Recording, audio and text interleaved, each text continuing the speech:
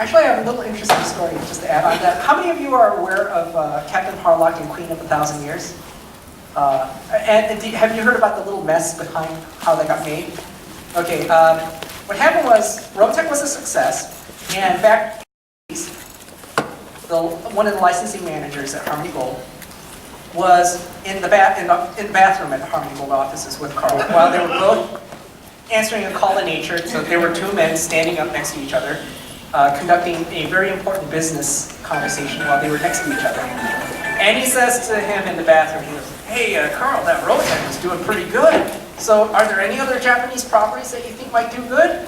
And Carl says, "Yeah, there's Captain Harlock, but I think there's only about 26 episodes of that, right?"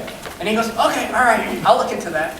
And then, like a little while later, he contacts Carl again. He says, "Hey, guess what?" And he goes, "I just sold Captain Harlock." And he goes, "What? A network picked it up?" And he goes, "Yeah, I got it syndicated. We'll need the 50 episodes right away." And he goes, "Wait, I told you there was only 26.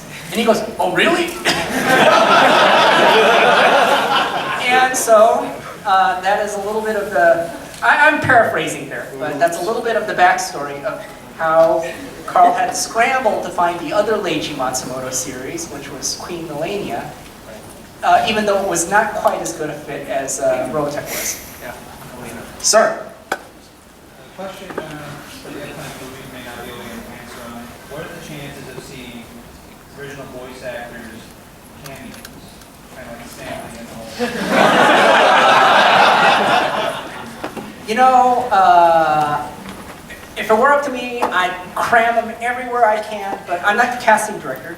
That's up to the casting director there. But, you know, I mean, they all who know who the fans are, and I'm sure they'll probably, who knows, you know, a Stanley type touch would be nice. I would like to comment on a mecha. Just pull up, close up, get a job.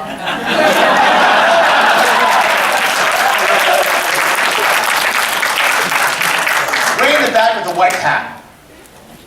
Well, you're moving a couple of your books to the digital store.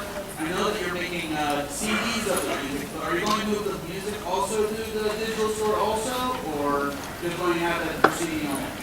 Yes, we're actually looking into that. We've done that first with the Robotech The Shadow Chronicles soundtrack. We hadn't done that before with the 20th anniversary soundtrack because that was done way back when the iTunes store was, I believe, either, I don't remember, was the iTunes new or did it not exist yet? I can't remember.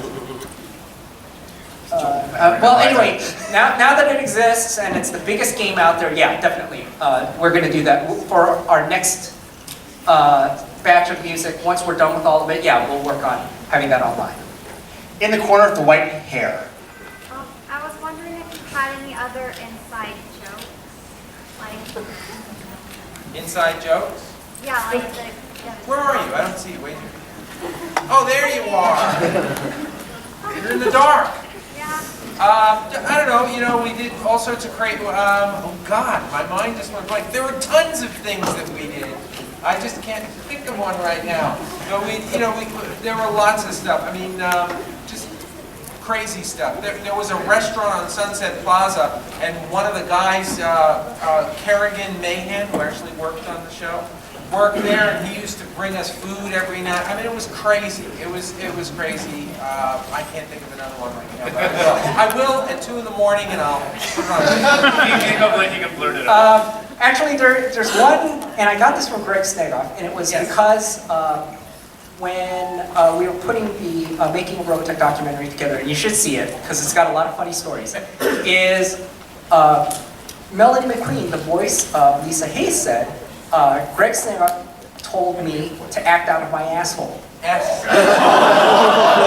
Did you guys remember that? Oh, bleep that out, please. That's when you tweet it. And I asked, so Greg, what's the story behind that, technique? And he laughed, and he said, well, okay, the problem is when I would tell people to be more intense, like their uptight character, they would just raise their voice or they would start yelling into the microphone. And he didn't want that. He wanted the intensity, like make her an uptight character. And so he said when he did that, when he told her to act like that, she was surprised, and then all of a sudden she clenched. And then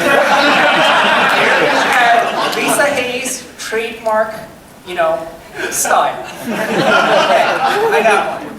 Steve Kramer, and I had a line, it's towards the end of the series, something about, I'm like freaking out, and I go, the day of oblivion is near. You guys know what episode that is? I could not say that line. And we kept going over and going, and finally I went, the day of Bolivia is here. And we started laughing, and once we started laughing, it kind of just devolved, And so every time I see Steve Kramer, I would say the day of Bolivia is here, and now over the years we just shorten it and I go, Bolivia. And he says the thing back. But that's another one. That was, sometimes in the studio when you're tired, you start saying stuff and you get silly. And working with Greg Snegoff, we always get silly, and we do. And so you start saying stuff, but then eventually you got to get back to work. But that's another one. All right, you know what? I think we have a little time. We're going to change the line in Love Live Live. We're going to put Bolivian. Yes, sir, my friend, right here. No, you, and then we'll go you the red. No, you first. You. Are you guys planning to make any cassettes like the ones that people don't have to Like cassettes for what?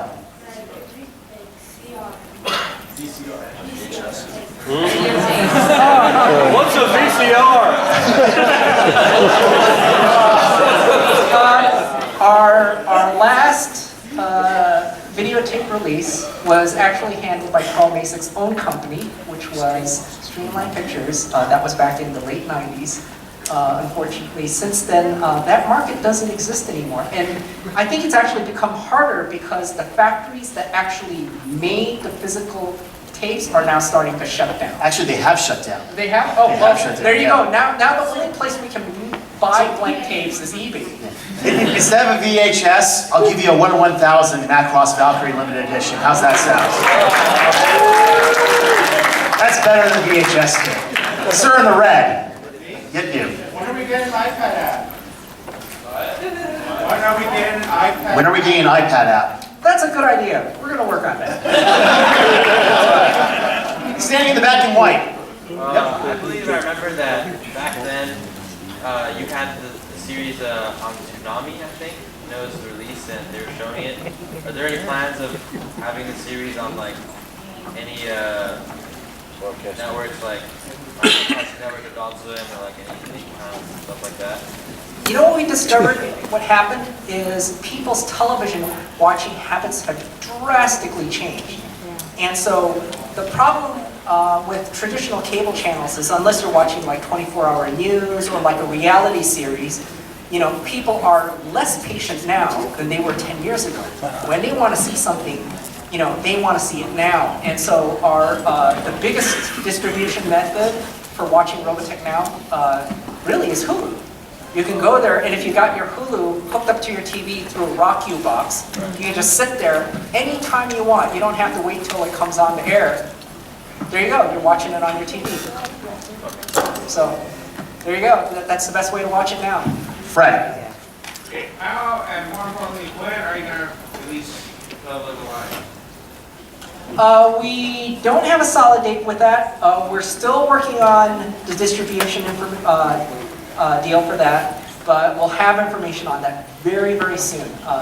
So this is something that will be wrapped up very, very soon. In the green shirt. Yep. Since you guys are remastering this, will you guys be remastering the games? The games? I don't think that remastering games is really quite so much market as to when smartphones catch up to the capability of a particular platform. Like, I'm sure within a couple of years, an Android phone will probably be as powerful as a PS2. Hopefully, maybe by then. Actually, I think they already are. Are they? Yeah.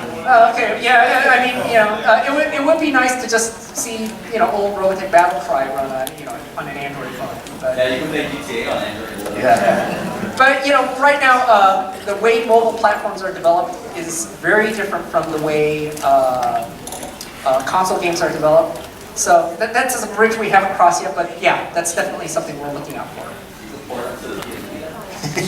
In the glasses. Will there be a Blu-ray release of the Spanish version of Shadow Chronicles? There already is. Oh, okay. As a matter of fact, I believe it did well enough in Argentina that the Argentinian publisher has a combo Blu-ray DVD release. Splendid, thank you. Let me butt in here for a second. Where's the kid who was asking about VHS? Do you not have a DVD player? What? Oh, you do? He likes things vintage. I was Wow, gonna say, that's if so you wanted a pure. DVD player, I'll just bring one on Sunday if you're still here. I've got like half a dozen DVD players. I don't know why. Way in the back with like the hat. No, way, yep, you. I'm sorry, what? What makes Robotech? What makes people want to buy the series? Can I answer this question? I think I'll tell you something. It's good storytelling that respects its audience. I'll give you an example. I call it sort of a joke line, but I think it's very true. In Robotech, when we kill a character, they stay dead. Unlike other science fiction franchises, where they bring them back to life. You know, we respect our audience. We show that, you know, and we assume that you as the audience have a brain. And we treat it like it's like real life. And that's why I think Robotech has endured for almost 3 decades now. So that's a great question, sir. So you know what I'm going to give you? I'm going to give you a light artillery battle pod. There you go. All right, next question. Let's see here. You, sir. Yep. You guys were talking about, or you guys did translate and remaster Robotech for like Mexico and Central America, I guess. Are you guys thinking about doing that for the books as well, or is that already been? I'm sorry, I couldn't hear you. Oh, are you guys thinking about translating the ebooks as well? For like Mexico and Central E-books. America? Oh! We hadn't thought about that, but maybe we will now. It depends on which publishers contact us. We actually had the Chinese novel publishers contact us, and so we have Chinese novelizations of Robotech for that market, but not Spanish yet. I know there's a lot of fans who do ask us for that, so yeah. So many questions, only 10 minutes left. All right, let's see here. You, sir. You can come up after. Yeah, come up after. Since you guys did the Rand story, are you guys trying to make more into the series again? I'm sorry, since we did the rant story. Are you guys trying to do more at the end? Actually, do they have another panel lined up right after us? Is 9 o'clock a hard out? That's a question for them. Do you know if 9 o'clock is a hard out? Do we have somebody lined up right after us? 9:30. Yep. 9:30? There is a 9:30 panel. We do need to clear the room starting at 9:15, so you have until 9:15. Well, we're good. We're good. We're good. I'm sorry, your question was, again, sorry. But, you guys did the Rand story. Are you guys planning on making more also? Looks like You mean in the comics? The book? Yeah. No, the book is not, it's just about my thing. So, you know, I have ideas and stuff that we could talk about, but right now we don't have anything on the table. I'm just trying to... Actually, you know what's great is Rand actually talks about writing his memoirs. Yeah. And look what happened in real life. He really does. And remember what Rook said? Yeah, right. In the brown. Hi, yeah. Question for Frank. Yes. Is my favorite Robotech character. Thank you. Yeah, all these years. I can attest to this. My question was, oh, jeez. I'm like nervous now. Don't be nervous.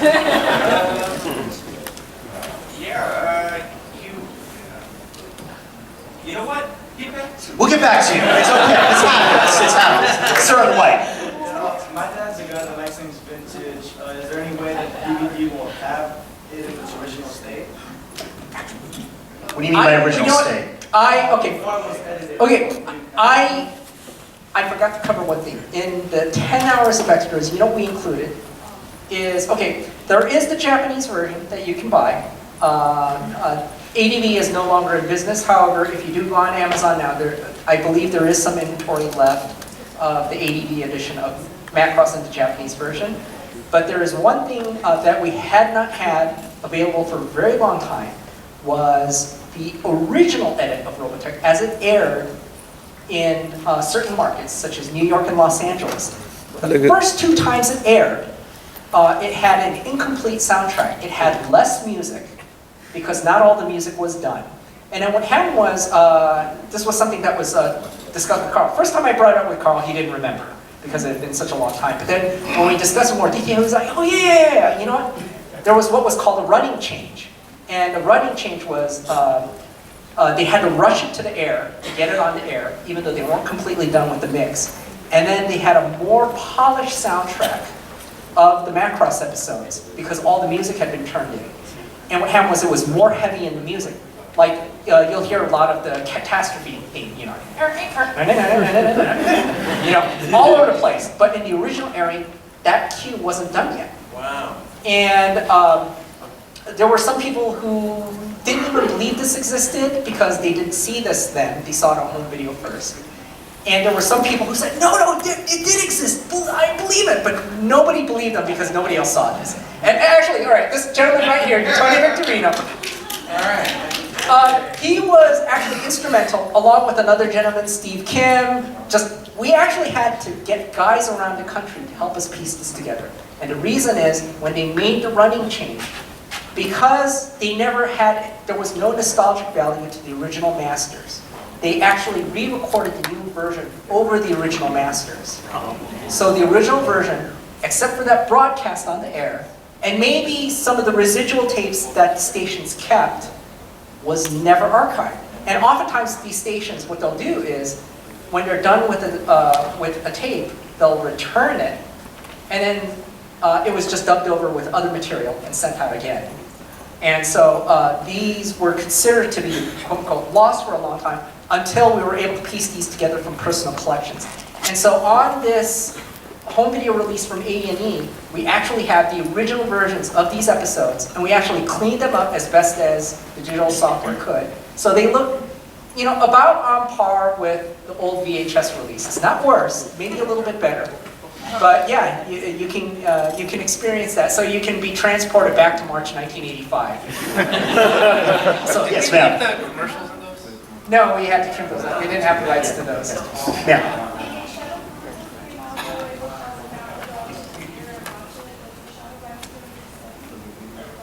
Will Shadow Rising be the same with the release through National Cinemedia?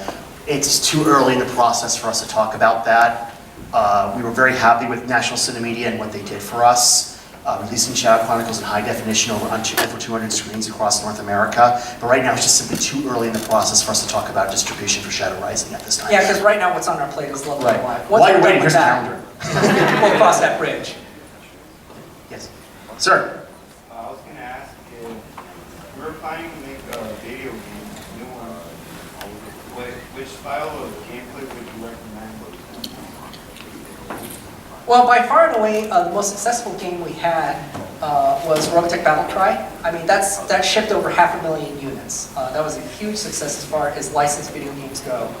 And so I would say that, you know, the 2 games that people seem to respond well to for the 3D version, third-person type, you know, like Battle Cry simulator, or the other one that people also seem to like is, for people who like retro, is the Game Boy and the cell phone game that we did, which was like the old, you know, 80s style shooters. So those seem to be the ones that people like, respond to the most. In the red. Hi. Apparently, years back, you created a promo for a proposed new series called Macross 3000, and you took it to a con and showed it, and it got a horrible response, and you guys buried it, and it is never going to see the light of day. Were you planning on ever releasing that as a DVD extra? Yes, it is. We did it. We read your mind and we put it on.